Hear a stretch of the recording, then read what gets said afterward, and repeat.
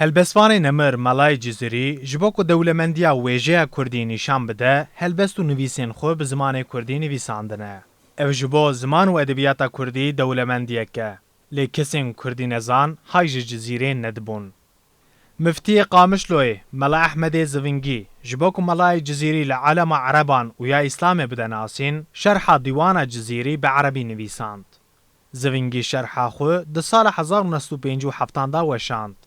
شرحی وی دناب فقی ملا و زانین وی وقتی ین عربی خوین و عربی آخف دا گلکی ناف دا. لیم ببستاوی او بکوی بگیجینه عالم عربی یعنی جواک عربی خوین کو اوجی ملای جزیری ناس بکن و نشان بده کو جزیری به چه هن راوه و چه علم و چه فراسته که دوی کتبا دوی دیوانه خود کریه.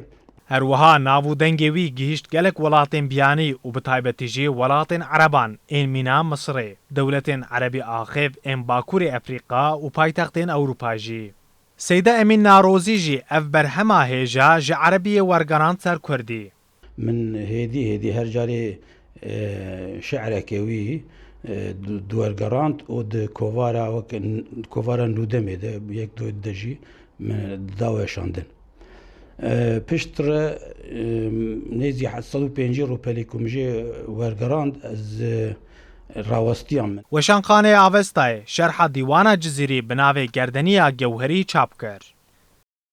بیت به بیت یک به یک حتی پیو به پیو نه بیت به بیت تفسیر کردیه شروع کردیه پیشی مثلا آکو مدای ملور چاپ کرد اورجینال الفابیا عربی مدای پشتر لاتینی مکری لاتینیزه کردیه پشتر کرده معنی آوی پشتری تفسیر اول آلیه چاپ و راسته جی ایروپلا فرهنگ هیا طبی فرهنگ ملا احمد زوینگی جبرکوب عربی کتاب آماده دکر کردی عربی بو اما امین ناروزی همه بیجه کاره که بقاسی ملا احمد مهم کر عربی کردی ویجاری برواجی بوارگرا کردی جی هرکس تیگیش که هلبست ملای جزیری نتنه هنک قصیده این صوفیتیه ین دفکینه لوما جی اف شرح گلک بقیمته کیش تشتی فلکیات یعنی ستریر ناسی سرپیهاتین دماج